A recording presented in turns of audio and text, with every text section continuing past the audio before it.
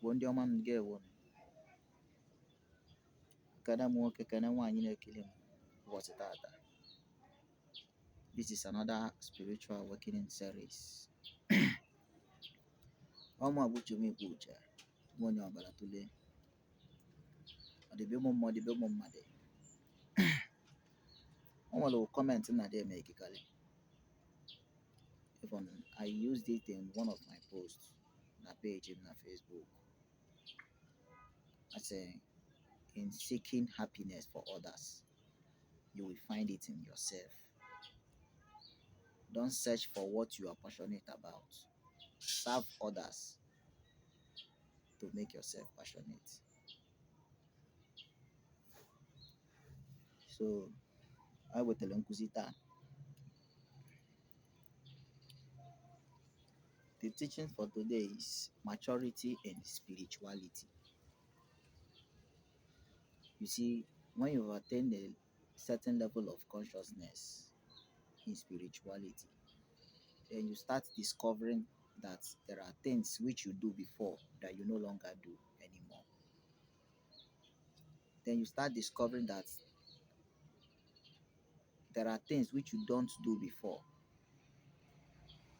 that you gradually or you recently started doing those things. And I will tell you one of those things. One of the signs of maturity and spirituality. Number one is when you are able to drop expectations from more, even from people, and give for the sake of giving. When a lot of people before offering money, they will first of all think of what they want to gain from that person. Otu a ka ọ dị ma fa na-achụ aja. Before feje chụọ aja, before fechete na fa ya achụ aja, o nwere ike ọ bụrụ na ife esigowara fe ike. Na ọ bụrụ na ife esibagoro fe ike, either na business maọbụ na marriage maọbụ whatever. Fa watch afụ na business ada agazi aga ka o kwesịrị ịga. Fa watch afụ na ego fa na-agbali. Fa watch afụ na o nwego their friendship, relationship fa na-enwe with people, with customers, with family members. Nsogbu adịbago. Oge a ka fa ya echete na o tegokwa fa chụdebela aja o. Ka fa je chụke na aja na ọ dị ka aja fa chụbela for long and causes all those things.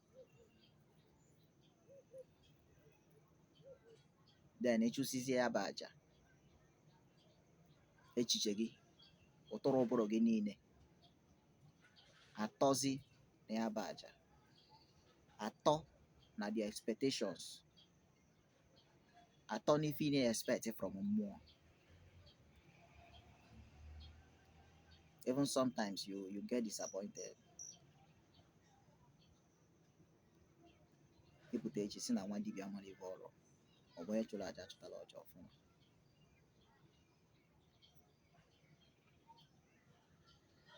O nwere some people like na pass through stress, through nsogbu onye ọzọ metalụ na-abụrụ na onye nwa metalụ. O nwere ya eje n'iru alụsị kwele nkwa ekwelesia nkwa. There was a time, ka m kwuo iri a, this is my first time of saying it online. There was a time, that was 2-3 years ago. Nọ n'ụla. I was hearing voices. Then,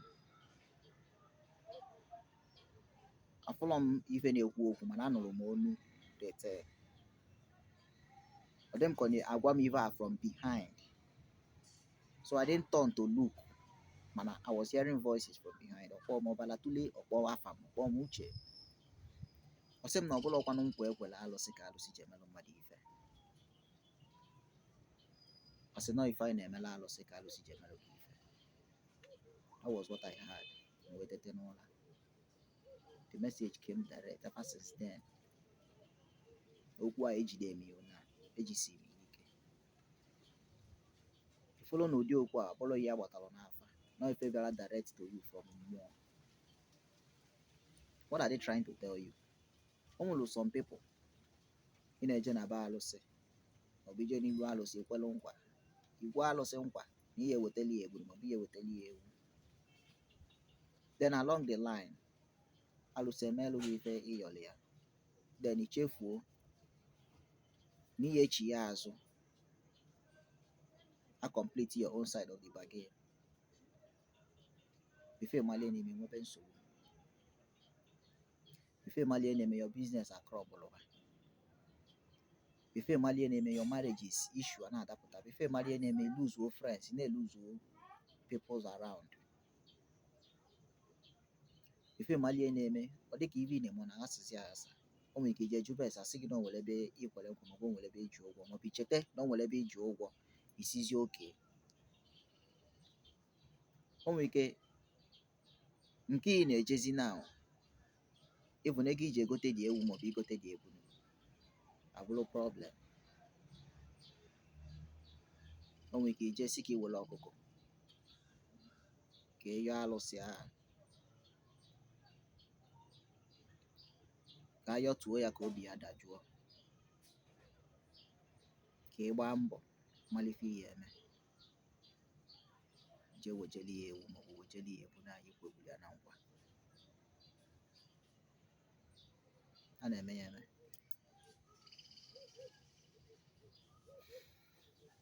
Then were ọkụkọ jezie mmụọ ahụ iwe jee ya ọnya biko ka enyetụrụ gị ohere ka ị nwee ike bịa kwụ ụgwọ iji. Ịfụtabịa after ịchụsịrị aja wee chie azụ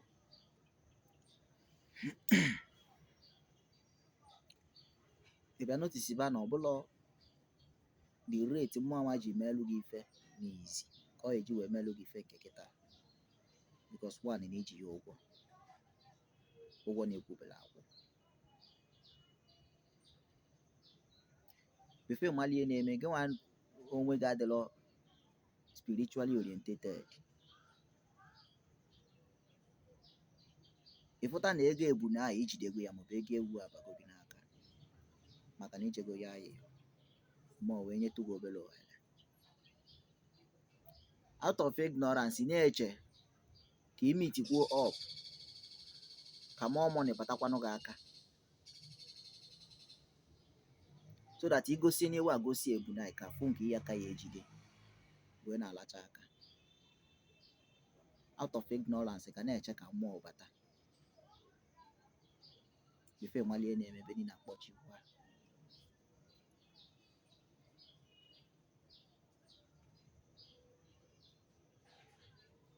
Before malie na-eme nke nwa na-eji agbariba. Before na-aghọta onwe gị bịa cheta na ịkpatazubugo na ego ebuna maọbụ ego ewu abagokwanụ gị aka before. How comes regret bụ sị na asị na ịma na ọ ya dị ona ịkala ibu ụzọ jekolo ewu a maọbụ golo ebuna jekwepụgodi nkwa ikwelu n'iru alụsị. Before malie na-eme ịbagokwanụ ụgwọ. Before malie na-eme ịfụ nke ihe eji wee fụdị nke iji ego ọkụkọ aya adịlozi. Talk more of ego ewu maọbụ ego ebu.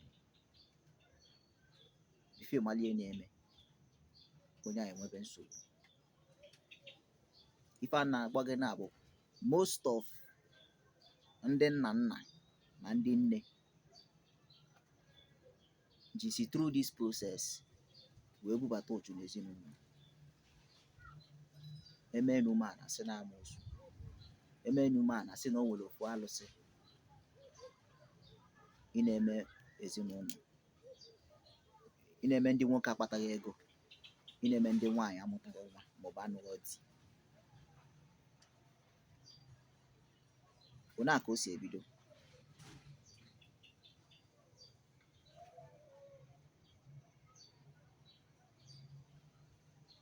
Now,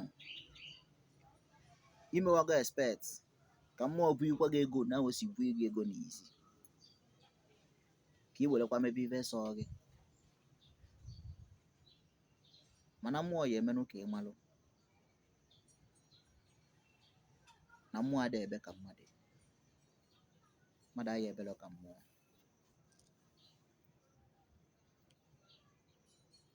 Ọ gbanigokwa for the second time, nyekwa gị another chance.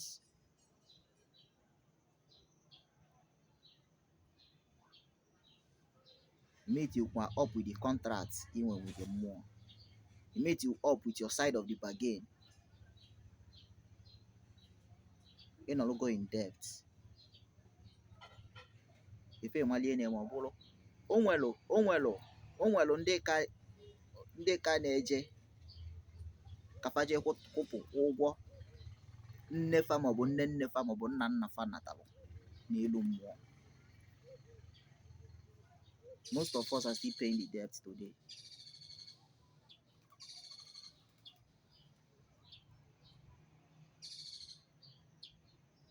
Ije n'elu mmụọ ekwelu nkwa, ọ dị common. Then ije n'elu mmụọ gwa mmụọ ife mmụọ ya mere gị. Sometimes nchefu na enweghị ike imiti up na out of ignorance na-emesi most of them ijide ụgwọ na alụsị. Ife mali ihe na-eme alụsị enyebe ndị ụmụ nsogbu, alụsị enyebe ụmụ nsogbu.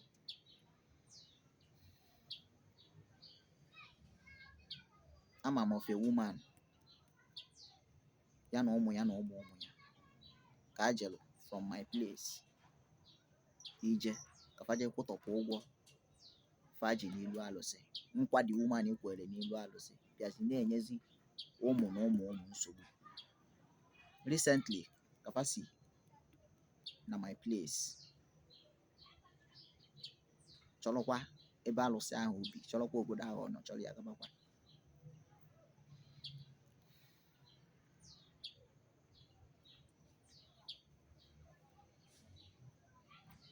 Cheta na ọbụlọ nkwa ikwele alụsị ka alụsị ji emelụ gị ife, nọ ife ị na-emele alụsị.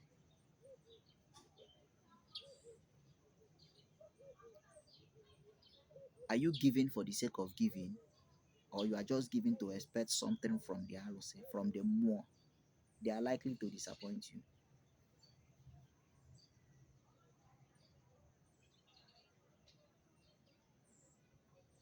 Dịka most people si eme, fa nwebe nsogbu na business fechete na fe enyebechi fa nni. Ọ dịgokwa nyedebe chi m nni, ọ dịka ya mere business njizi na-aghasa ka mgbanye aka nje nye chi m nni. Maọbụ echete na otego fa jedebe na mmiri jee chụọ aja maka fa afụgo na ife aghasasịbago na ndụ fa. Ozugbo fa chụsịrị aja maọbụ fa nyesi chi fa nni, ụtọrọ ụbụrụ isi fa, echiche fa niile atọ na aja afa achọrọ, a na-echezi na-enyozi ka ego ya esi wee sụba, ka customers esi wee kwụbata, ka contract esi wee na-abịa lụfa. They are not giving for the sake of giving.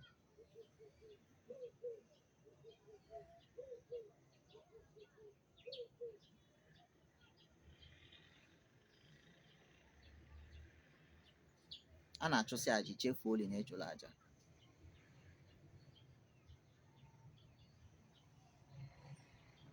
Ka nje onwe m nye example, ana m enye dịrị chi m nni without even adama agụnwu mgboro m nwere ike sef in a month, nwere ike nye chi m nni, ọ dapụtalụ m nye chi m nni mgboro na abụ. Nwere ike nyesa chi m nni this week, next week nyekwa ya ọzọ. Ọ ka ife si dapụta. Enwere specific time m na-anọ tupu nye chi m nni, ọ bụ tupu nje mmiri jee chụọ aja, ọ bụ tupu m pụọ n'okporo ụzọ chụọ aja. Enwere m timetable for it. Some people say in 3 months, in 4 months. ije nye ya nri, inyechi gị nri, ịnọ every month na-eje mmiri. Ana m achụ àjà oge ọbụla, enwere m timetable for it. These are the things you should know when you are able to drop expectations from more and give for the sake of giving. Ọ bụla inyesi ozugbo ozugbo emebe expect. Nyekene ya without expecting anything. Jegode n'iru chi gị chụọrọ ya aja, nye ya nri without expecting anything. Jee na mmiri chụọ aja without expecting anything, without ịjụ for anything. Just jee chụọ aja, iruo gọọ ọfọ, gọchala ọfọ, kpelile ọma, tukwu ibe na mmiri nataba. Echenala mgbe ife ribido gị tupu ị malụ na ihe achụ aja, maọbụ tupu ị malụ na ihe enyechi gị nri. Ife a number 1. Let's go to the second one. Maturity in spirituality is when you are at peace with yourself. When you are at peace with yourself. Ịmalife ma ọ bụ ime ọ dịghị mma n'ahụ, ịdị happy na ị na-eme ya, mee ya. Don't do because na ịfụrụ na onye ọzọ na-eme.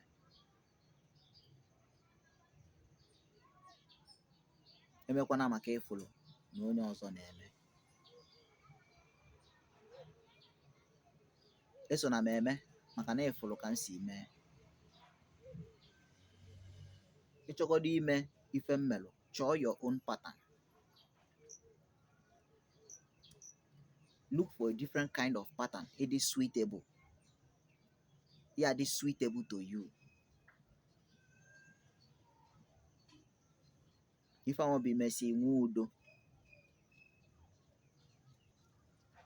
Ọ bụla maka na ịfụ na onye ọzọ mere si ka imesi taba onwe gị ụta, kedu ife mere nji mee ife a?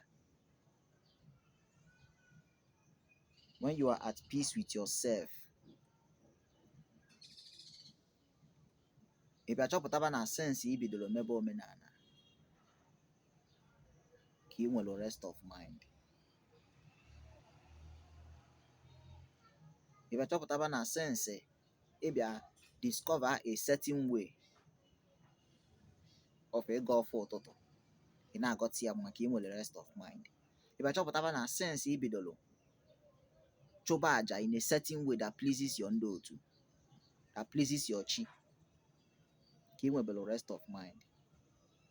Ị bịa chọpụtaba na sense ibidoro nwebe a different kind of way iji achụ aja, iji eje mmiri, iji eme ife ọbụla gbasara ive mmụọ, ka ị nwebelu rest of mind. This is a sign of maturity in spirituality.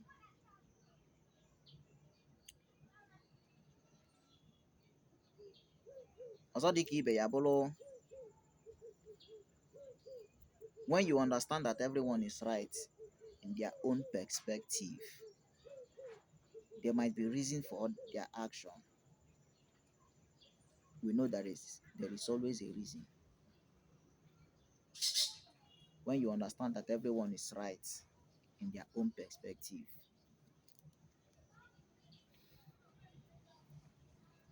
o nwere ike nwee certain way nji achụ aja nke m,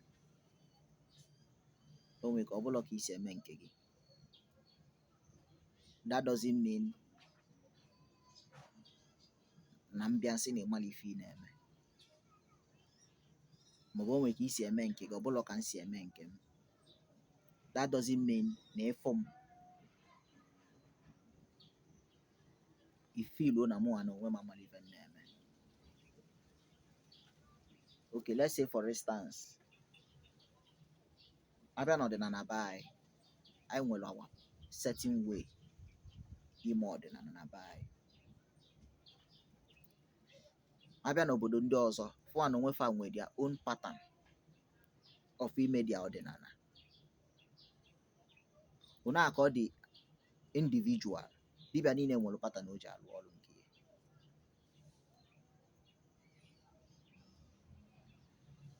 Onye ọbụla nwe ka o si ekwere ochi ya.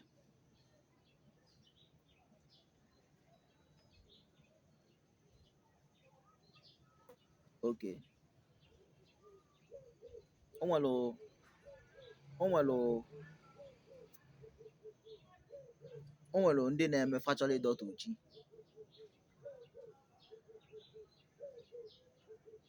adọbata chifa n'ọba, nwere ndị na-anọ n'ime ọkụ mba ite aja anụwa, nwere ndị a na-eti na basket, ibe a na-eji ibe akpa ya ka basket, nwere ndị na-adọghị nke fa na-efere white. Ọkwa ka chi gị si wee nabata iwelu ịyala asị na onye na-alụ ya bụ ọrụ maọbụ onye anwa amala ife ọ na-eme. O nwere ka ọ bụrụ na o doli anya ife anwa ọ na-eme to his own side. O nwere ka unu maka unu si eme nke unu dị iche, ka unu si adọtuchi nke unu dị iche, ka anyị nwa si adọtuchi nke anyị dị iche. And anyị ma na anyị lụọ anyị dọtuo onye ka anyị si adọtu ya eme ive echi akpọtu chi na ọ ya aga na ọ ya alụ. So when you understand that everyone is right in their own perspective, so far na omenala ka ọ na-eme, ọdịnala nke fa nwere ike ọ dị iche, nke anya dị iche, mana anyị ma na omenala ka anyị na-eme. Ọzọ ya bụrụ, when you stop trying to change people and instead focus on changing yourself.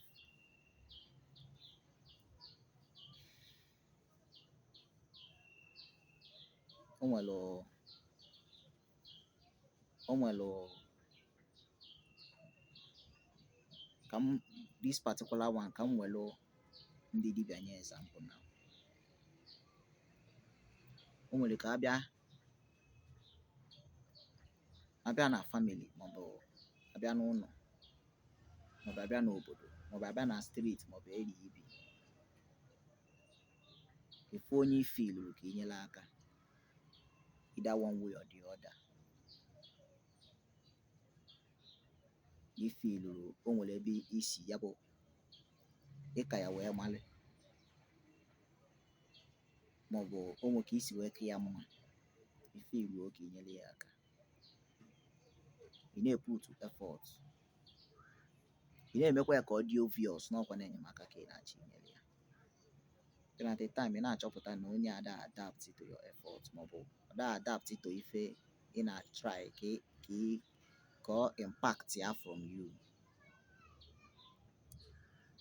Ị na-aghọta that onye a dey follow ka isi wee chọọ ka ife si wee gaa. At a time a na-afụtazi gị as onye chọrọ take advantage of somebody, of mmadụ. Ọ dịzie ka ị nwere other intentions.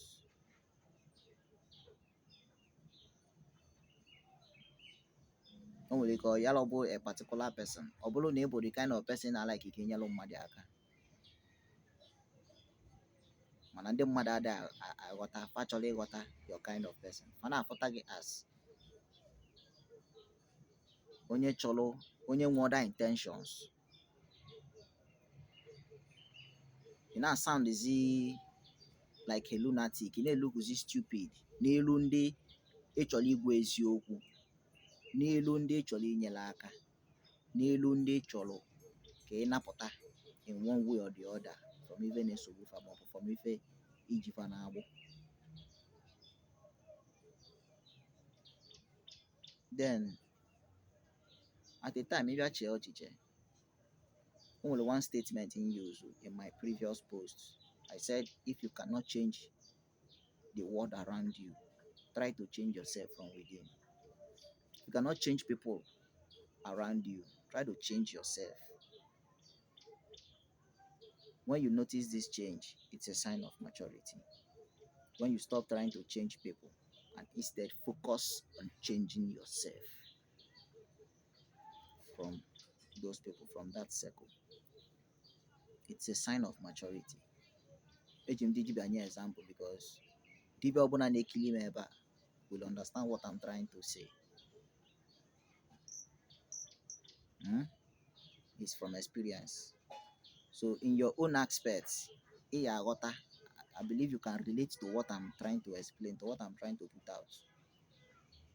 So that is it. Also dịka ibe ya wee bụrụ, when you understand that whatever you do for your own peace.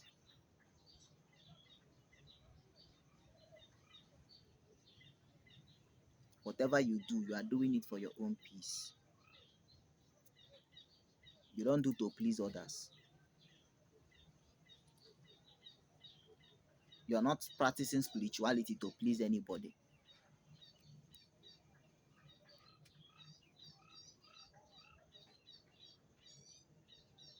You are not practicing spirituality to please anybody. You are doing it for your own peace. You are doing it for yourself. O nwere ike ndị mmadụ nwere ike ịfụta gị as onye iberibe maọbụ onye na-amaghị ihe ọ na-eme, like ndị na-adị eme omenala, like ndị si na fa na-eme ife ụka. Fa nwere ike fa na-afụta gị as na o nwere ife na-eme onye a. O nwere one thing, o nwere oyibo asụrụ asị, the distance between insanity and genius. When they say someone is a genius, man case as oyibo, oyibo. When they say someone is a genius, they say the distance between insanity and genius is measured only by success.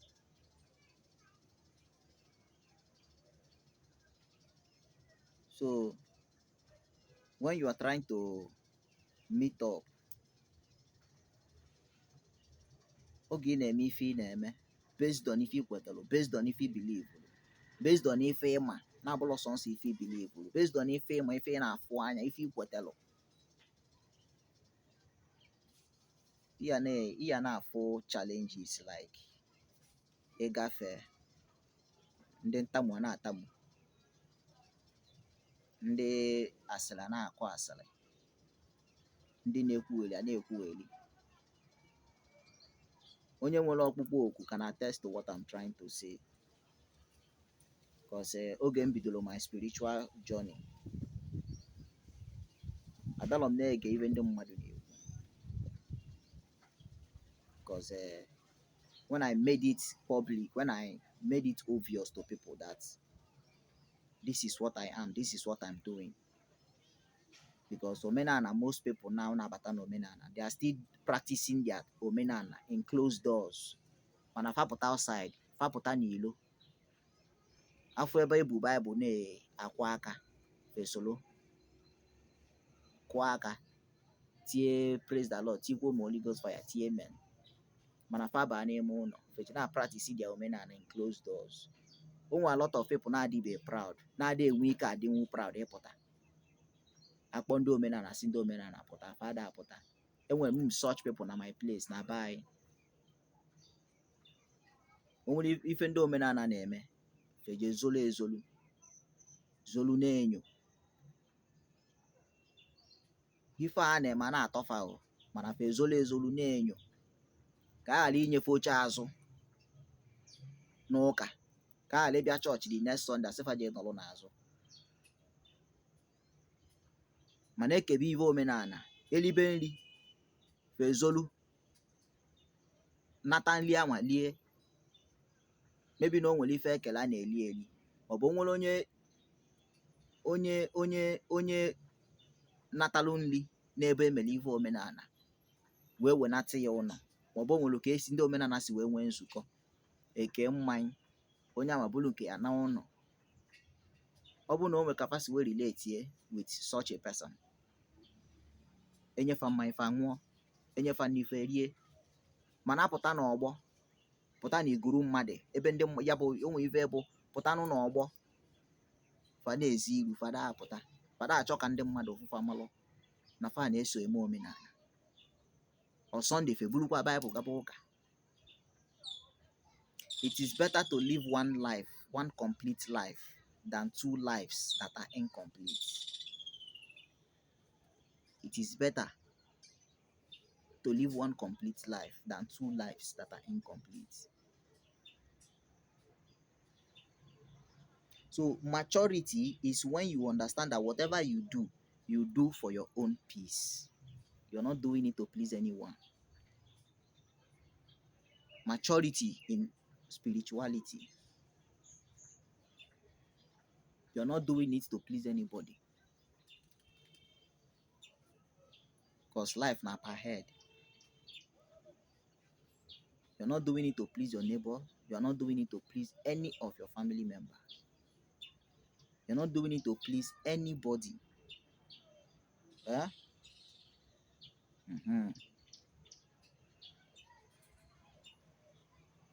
Ọzọ dị ka ibe ya wee bụrụ, maturity in spirituality is when you accept people for who they are.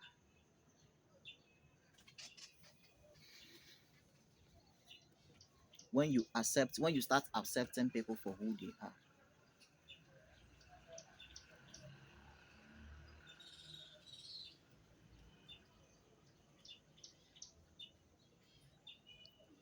Yala bịa mmalụ na gị na mmadụ nwekọrọ biznes, ọ bụ gị na emekọrọ ihe. Onye ọbụla nọ gị n'akụkụ, ọ bụgodị a family member maọbụ a friend.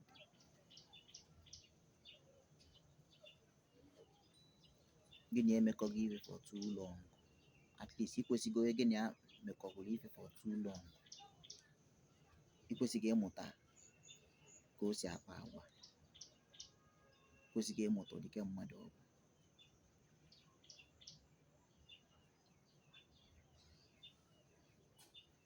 Ikwesịghị ịmali ngwa onye a ife dị na o nwere ike ọpụta okwu. Ikwesịghị ịmali ife dị na bịara agwa onye dị na o nwere ike ngwa ya o jee kọọrọ onye ọzọ.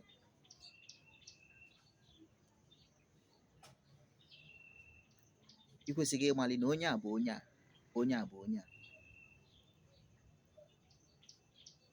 Ikwesịghị ịma nke a bụ nke a, nke a bụ nke ụda ama ka o si wee dị na mmadụ bụ ka o si wee dị na mmụọ. Because ife a niile na-ekwu, ị na-echi ya n'ụdị mmadụ, ị na-eje natakwa ya n'ụdị bi na operate with mmụọ. O nwere aja a na-achụrụ ndị mmiri, o nwere aja a na-achụrụ chi. Ka esi achụrụ ndị mmiri aja abụrụ ka esi achụrụ chi gị nọ n'okpesi gị na ya nọ n'ụlọ aja. Maturity in spirituality is understanding, is accepting ma mmadụ ma mmụọ ka fa si wee nọrọ.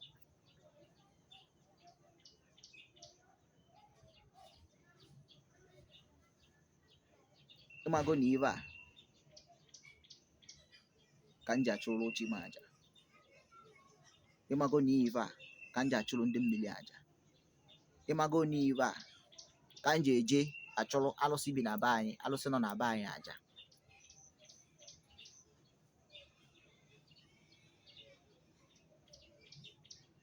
Ịmago na nke a one a ka o si arụ, nke a one a ka fa si abịa, ndị a one a ka fa si abịa, one a ka fa si eme,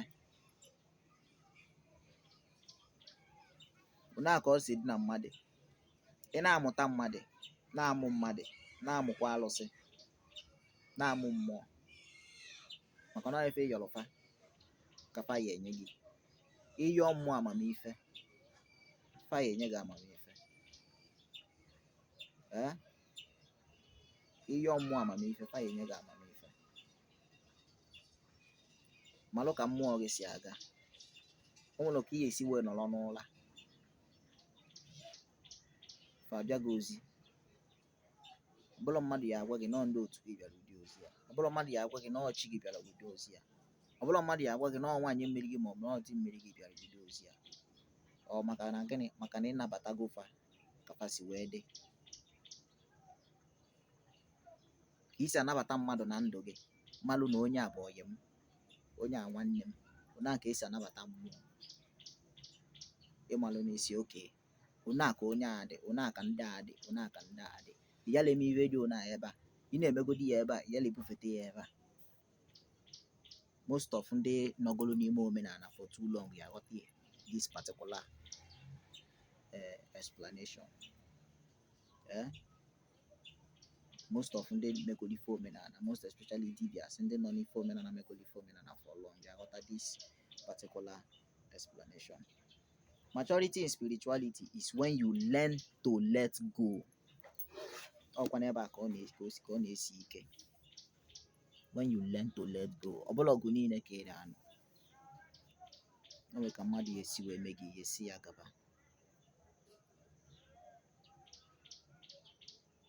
And ịchọkwa na ịnụ ọgụ, fight a just fight. Anụ n'ọgụ ikpe ọmụma. O nwere ọgụ n'ilu mmadụ dị right, mana n'ilu mmụọ dị wrong.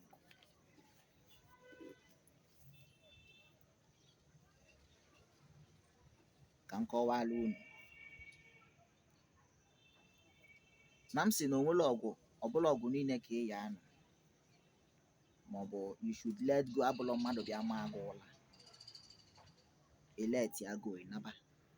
Malụkwa amalụ, o nwere ike echi ọ bịakwa makwa gị ọzọ, maọbụ onye fụrụ ebe a mara gị ụla na onwere ife imelụ, ọ pụta ọ ya amakwa gị ọzọ, ọ ya ama gị nke ihe.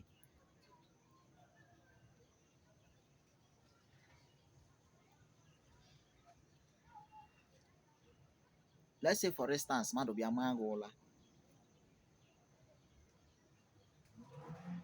ị mawali ya maọbụ ịnụsị ya ọgụ.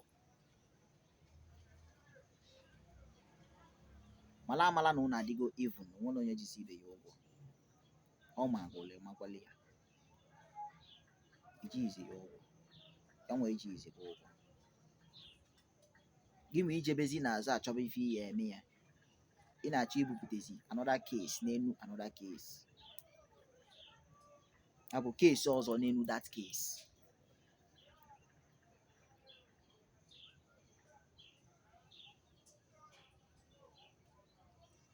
Kedu ife emelụ na some brave and intelligent intellectual person, ị nwere ike ime ya ife wuteli, maa ya ụla, maọbụ ime ya ife wuteli ya outside na public, maọbụ ebe ọbụla, ọgbachie gị nkịta ọ pụọ.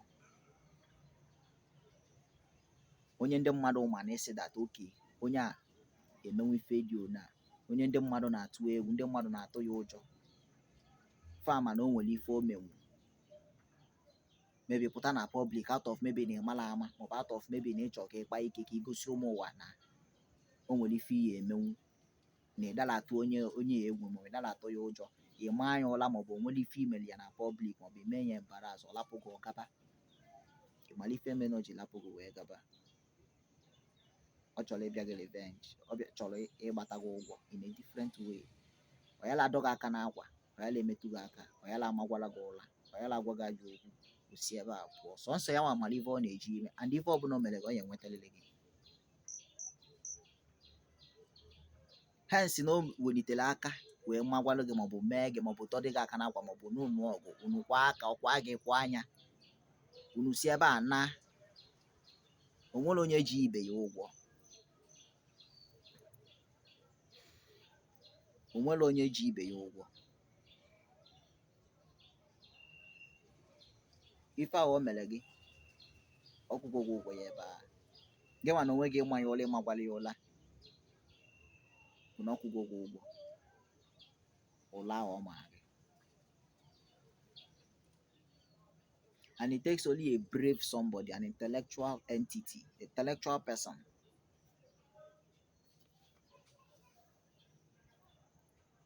imenye ive wutelie, ụgbọchie gị nkịta ọ pụọ. Ụdị mmadụ ya dị ona, tụọ ya ụjọ. Ịmala ka ihe esi wee yọọ ya biko, jee yọọ ya biko.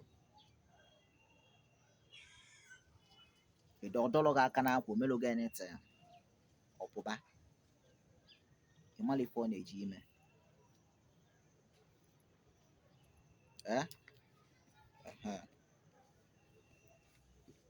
Maturity is when you learn to let go. ịlapụ ya, ịyala nụso onye ahụ ọgụ, ijewale ịba n'ime ụlọ gị nwa masị ife ị na-eji ime.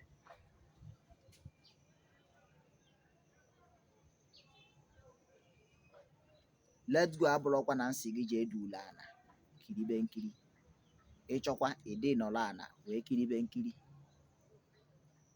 mana o nwere ife ọbụla ị chọrọ except ịchọ ka ichefuo ya ka nke a aga, mana at that point na o nwere ife imelụ that person, onye anwa melụ gị ife anwa, ife ọbụla ị gwalụ mmụọ, ozi ọbụla iziri mmụọ n'isi that person, mmụọ anwa ya eje nụọlụ gị ọgụ n'isi onye anwa without egbughị oge, maka na fama na onye anwa ji ụgwọ, ọ ma gị ụla, o mere gị ife akaja, o mebili afa gị, ọ na-alụ gị nwunye gị, o mee gị many things wutelụ gị, ịdọlị ya aka n'akwa, nwere ife imere ya, ịgbachie nkịtị mee kene ịmala ihe, ịnụsala ya ọgụ, ị na-enye iwe mee kene ịmala ihe, ife ọbụla izili mmụọ, mmụọ ya ejele gị ozi, ọ ya ejele gị ụgwọ. So we have to be brave. Spirituality and maturity is when you learn to let go.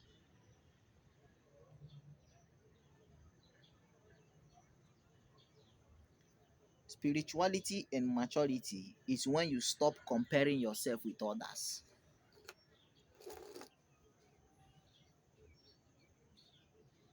Or when you stop comparing your mmụọ with other people's mmụọ.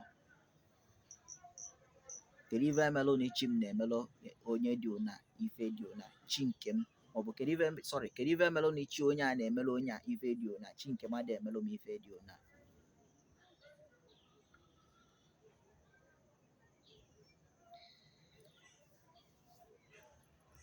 Ị na-compare chi gị to chi onye ọzọ. It's not a sign of maturity and spirituality. Asị m ka o si adabalụ gị na mmadụ bụ ka ị kwesịrị use that same IQ eso mmụọ. Kedu ife emelụ n'ime anya webe moto mana ọgbọ m na-anya moto, ụta ị na-ata onwe gị mana ọchị gị ka ị na-ata ya bụ ụta.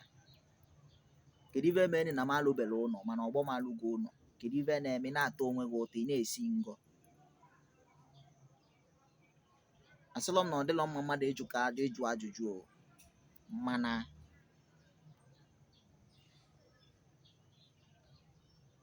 isi ngọ maọbụ isi chi gị, isi onwe gị ngọ bụ chi gị ka ị na-esi ngọ, ịta onwe gị ụta bụ chi gị ka ị na-ata ụta. So when you stop comparing your mmụọ with others, maọbụ mmụọ onye a na-emere onye ife dị ona, nke mmadụ emelụ m ife dị ona, kedu ife na-eme isi be ngọ. Amala na ọbụla mbọsị ị bịara ụwa ka onye ahụ bịara ụwa, ekele ọlụ eke. So in this situation, ịgba mbọ jụọ ese, ịmara ife ị ga-eme onwe gị.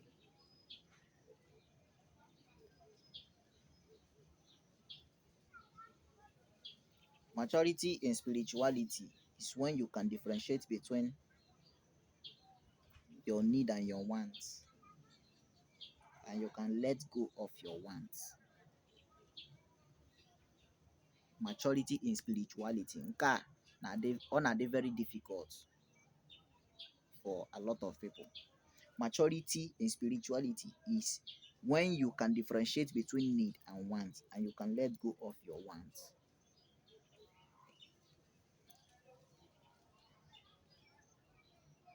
O nwere a certain level of consciousness you achọ attain, a certain level of closeness you achọ ka ị nwee with mmụọ.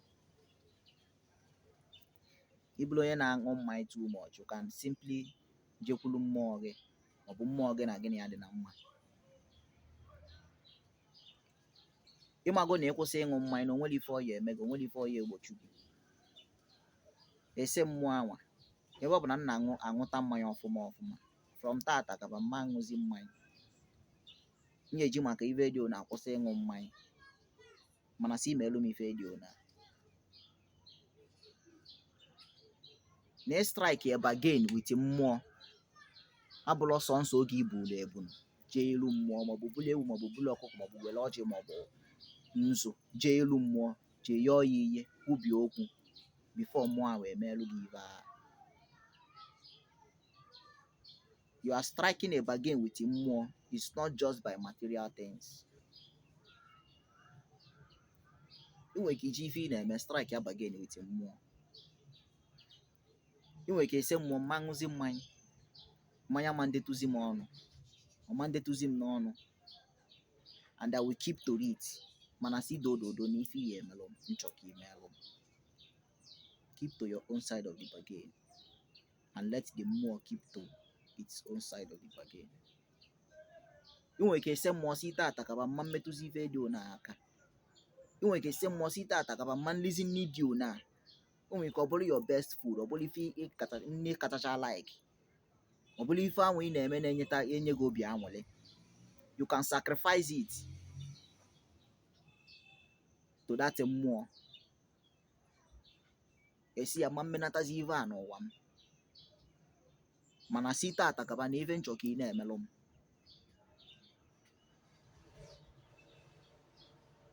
These are the kind of energy you feed your mmụọ ya eme ya ọgba ọsọ meelu gị ife na-etụrụ anya ya because ife ahụ ị na-akwụsị ime ọ malago esi that before gị nwee kwụsị ime ife a na lose go something ịchọ imego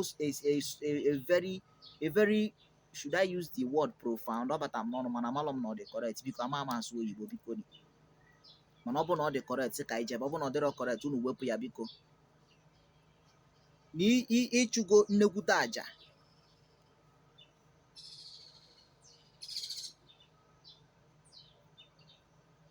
before ị chụọ nnekwute aja ya nwa ya nye gị ife dị nnekwute ọ ya enye gị ife dị nnekwute ife dị otulodi maka si otulodi bụ ife dị nnekwute. Ịmago na ịkwụsịgodi ime such thing onwere ibe onye egbochu gị n'ụwa and ịmago na ife ahụ ị na-ayọ mmụọ anwa inide ya. So maturity in spirituality is when you can differentiate between your need and your want and you can let go of your wants. It's not by ọkụkọ only, it's not by ji, it's not by ewu, it's not by ebula, it's not by nzu maọbụ ọjị maọbụ nkwụ ọkụ ka eji ana mmụọ ihe.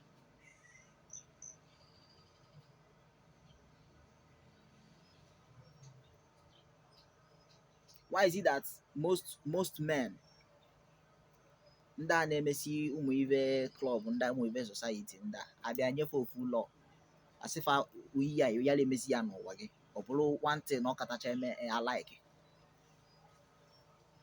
ndị mmadụ abịa sị na o ji ya gwọ ọgwụ. Are you trying to collect some information? Asị since amalụ nwoke ọ dị eme vidio na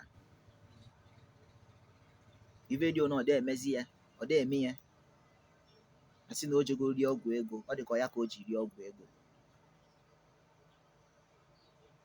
because mmụọ awa na-emelụ gị ife awa mmụọ a na-enye gị ego abago gị n'ime fụ ife ahụ ịkatacha like fụ ife awa na-enye gị obi aṅụrị for that thing that you so much desire you so much like ịlọvụrụ wee ọ nalụ gị that thing o bunyebe gị akụ na ụba. Ụnanwa ka ọ dị na mmụọ awa nọ na be gị ụnanwa ka ọ dị na mmụọ awa iji alụ ọrụ ụnanwa ka ọ dị na mmụọ awa ị na-enye nri gị nwa bụ onye omenala.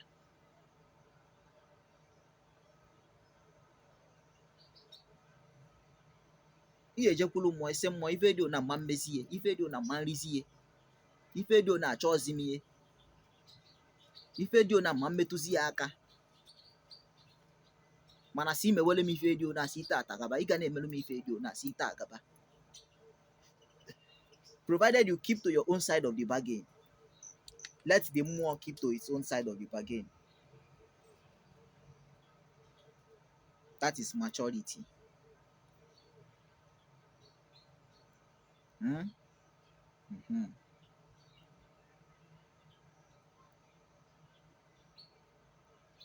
Maturity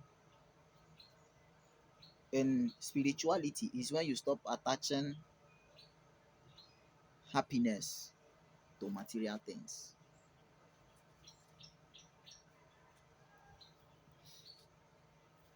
In this case, I onye ọbụla ama nke a adịla easy. No, this one is not easy, but you have to ịmalụ ife dị ona. You attach material things, you attach your happiness to material things. Onye ọbụla chọrọ ịga viral, onye ọbụla chọrọ inwe ego, onye ọbụla chọrọ ka ọ baa ụba, onye ọbụla chọrọ akụ.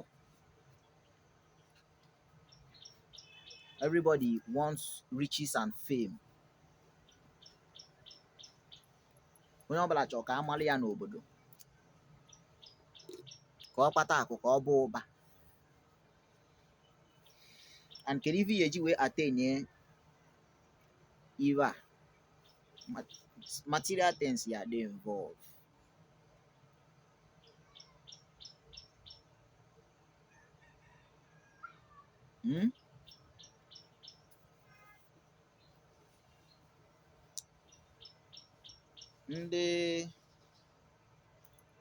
Ndị ụka bụ ndị Bible sịrị,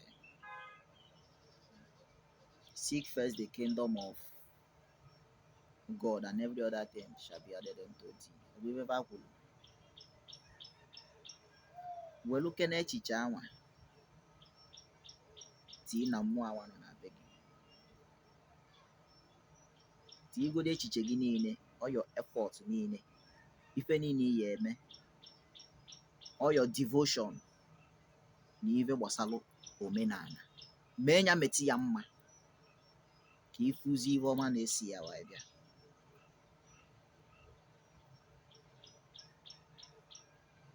How do you seek favor from mmụọ? Na-achụ aja, mara oge iji enye chi gị nri. Agụnarị ya 3 months, agụnarị ya 2 months, ọ bụ 1 month. Mbọsọ ọbụla ife ọma meelụ gị, ife dapụtalụ, nye chi gị nri ozugbo. Chụọlụ ndị otu gị aja,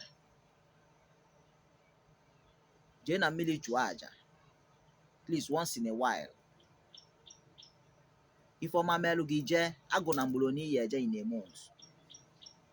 Onye ọbụla o si dapụta, jee chụọ aja, jee n'okporo ụzọ if needed. Ndị anwa ịka mma kpọkọnata fa, chụọlụ fa aja, meelụ fa ife ọma. Mmụọ anwa niile, mmụọ a na be nne gị, mmụọ a na be nna gị, mmụọ ndị ichie be nne gị, ndị ichie ebe isi wee bịa, make sure na ị na-achụlụ fa aja one way or the other.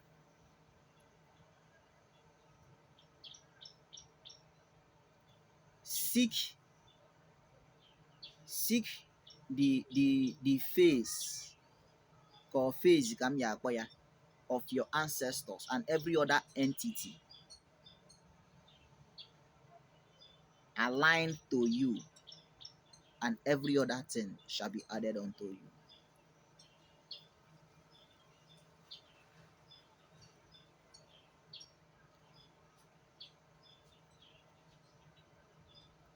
This is it.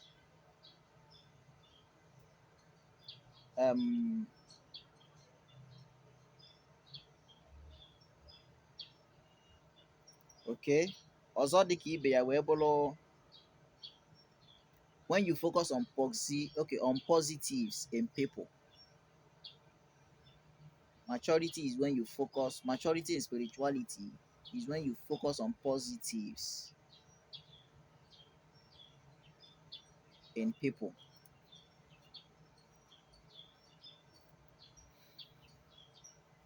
Ọ na-adị mma ị na-afụta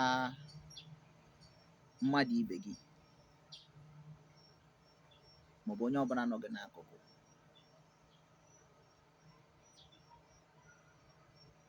ị na-echele ya nke ọma, ị na-afụta ihe ọma na ndụ ya,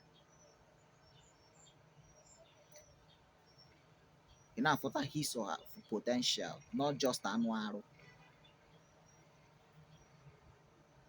Ya bụrụgodị na gị na onye anwa na-eme ihe ọyị nwoke maọbụ ihe ọyị nwaanyị, maọbụ ị na-enweke mefe onye anwa, na ọbụna gị na mmadụ si relate ya gbanye aka ị na-afụta ife ọma so na-arụ onye ahụ.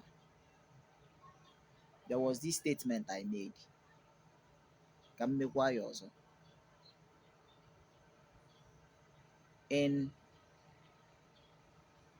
In seeking for happiness, in seeking happiness for others, you will find it in yourself.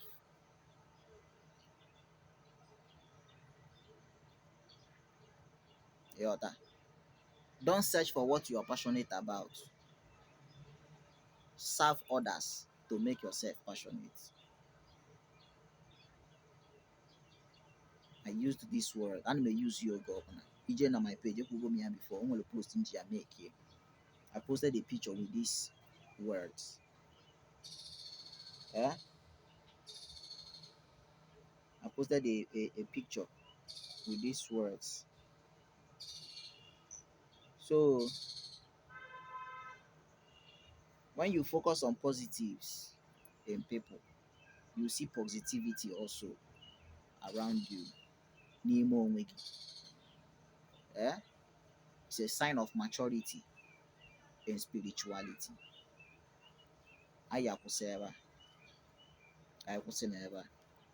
So biko no tụsa ozi ọ bụrụ na ị nwetara this video na my Facebook, please follow me, like, comment, and share. Tụsalụ m ya bụ ozi. Ọ bụrụ na ị wetara ya na my YouTube channel, biko subscribe, like as well, and please turn on your notification button in case I drop more messages like this. Ka o nwee ike